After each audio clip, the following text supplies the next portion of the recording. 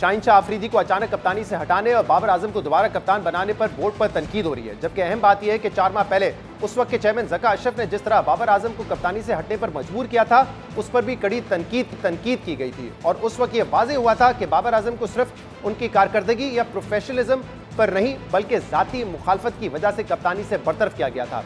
One day world cup के दौरान board की तरफ से बाबर आजम की चैट लीक की गई थी। प्रेस रिलीज जारी करके नाकिस कारकर्दगी की जिम्मेदारी कप्तान बाबर आजम पर डाली गई थी। जबकि इस दौरान ज़का अशरफ की एक ऑडियो लीक हुई थी जिसमें वो बाबर आजम की कप्तानी पर तनकीद के साथ बाबर पर दोस्ती की बुनियाद पर फैसले करने का इल्जाम लगा रहे थे। मगर फिर चेयरमैन की तब्दीली के बाद सिलेक्शन कमेटी तब्दील हुई, कोचेस तब्दील हुए और अब कप्तान भी तब्दील कर दिए गए हैं। लेकिन इस बार बाबर आजम ने कप्तानी कबूल करने से पहले कुछ अहम शराइत बोर्ड के सामने रखी हैं। क्रिकेट के मारूफ वेबसाइट क्रिक इन्फो के मुताबिक बाबर आजम ने बोर्ड से यकीन दहानी मांगी है कि जून में होने वाले वर्ल्ड कप के नताइज पर उन्हें कप्तानी से नहीं हटाया जाएगा, उन्हें लंबे अरसे के लिए कप्तान रखा जाएगा और सिलेक्शन के मामलात में भी पहले से ज्यादा कंट्रोल दिया जाएगा। जिसके बाद ऐसा लगता है कि बोर्ड ने इनके तमाम मुतालबा तस्लीम करके उन्हें दोबारा कप्तानी सौंप दी है। बोर्ड में इस वक्त क्या चल रहा है, कप्तान की तब्दीली से टीम पर क्या असर पड़ेगा, हम इन तमाम मामलात पर बात करेंगे, जिसके लिए हमें ज्वाइन किया है साबिक टेस्ट क्रिकेटर सिकंदर बख्त ने और स्पोर्ट्स जर्नलिस्ट याया हुसैनी। बहुत बहुत शुक्रिया सिकंदर साहब और याया साहब, आपने हमें ज्वाइन किया।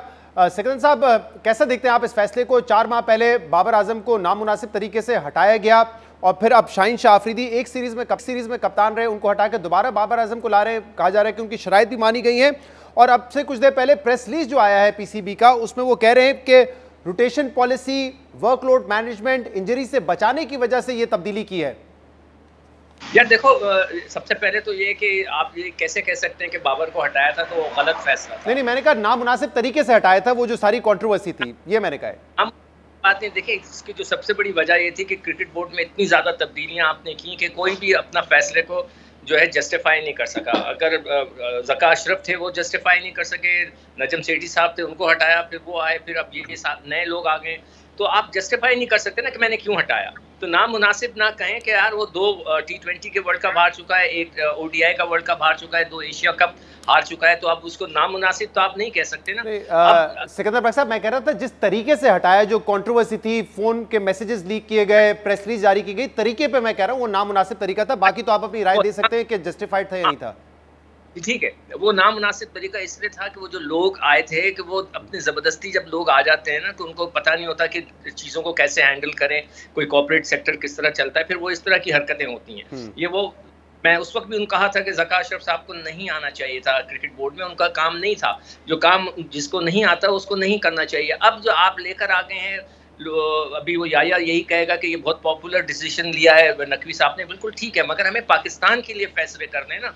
पाकिस्तान क्या चाहता है, पाकिस्तान के लिए क्या अच्छा होगा। इमाद वसीम और मोहम्मद आमिर से उनकी बातचीत इतनी अच्छी नहीं है, उन्होंने हमारे ही प्रोग्रामों में बैठ के उनकी खिंचाई की है बाबर की। अब बाबर के साथ वो खेलेंगे, मुझे नहीं पता कैसा होगा। नहीं, बाबर ने कितनी गलतियां की हैं, वो अपना बैटिंग ऑर्डर नहीं बदलते, वो बॉलर से बॉल वक्त पे नहीं कराते, खुद गलत वक्त पे बैटिंग करने आते हैं, उन पर हज़ारों गलतियां हैं। मैं हर गलती पे जो प्रोग्राम किया है वो मैं अपनी क्लिप्स डाल रहा हूँ ट्विटर पे।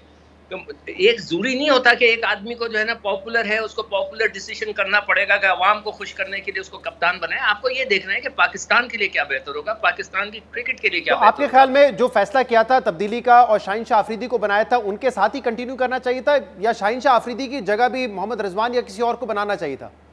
ये भी हो सकता था कि देखें दोनों, अब मैंने एक किस्सा बयान किया था अभी जियो पाकिस्तान में कि मेरे से यही सिचुएशन 30 साल पहले थी। 30 साल पहले यही सिचुएशन थी, 2 बड़े प्लेयर आपस में लड़ रहे थे कप्तानी के लिए, टीम जीत रही थी। एक प्लेयर से मेरी मुलाकात हुई स्टेडियम में, उसने बोला मैं देखता हूँ सिकू भाई कैसे जीतते हैं, ये बोला था उसने। ये मैं हल्फिया कह सकता हूँ हाथ रखकर, नाम किसी का नहीं दूंगा। तो ये लड़के फिर आपस में इस तरह के रिएक्शन होते हैं जब आप एक दूसरे को हटाते हैं। तो कोई न्यूट्रल कप्तान रख देते तो उससे ज़्यादा बेहतर होता। अब तलखियाँ तो दिल में रहेंगी, जितना भी वो हंस रहे हैं गा रहे हैं, मगर तलखियाँ दिल में रहेंगी।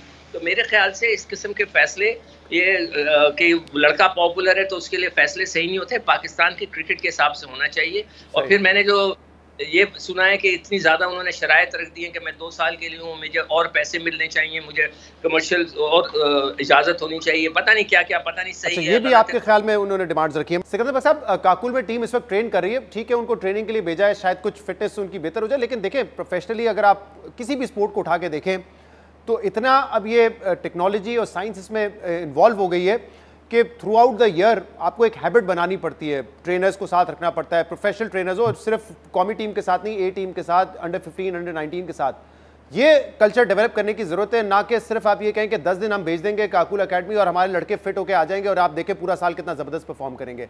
इस पर भी तो सोचने की जरूरत है कि एडहॉक बेसिस पे ना ये फैसले करें, मुस्तकिल अच्छे ट्रेनर्स को टीम के साथ रखें, यंग एज से उनके साथ रखें। देखिए शहजाद, ये आपने बिल्कुल सही कहा। नंबर 1, एक तो ये मैं बोल दूं कि कप्तान बाबर हैं और बाबर ग्राउंड के अंदर बाबर लड़कों को खिलाएंगे।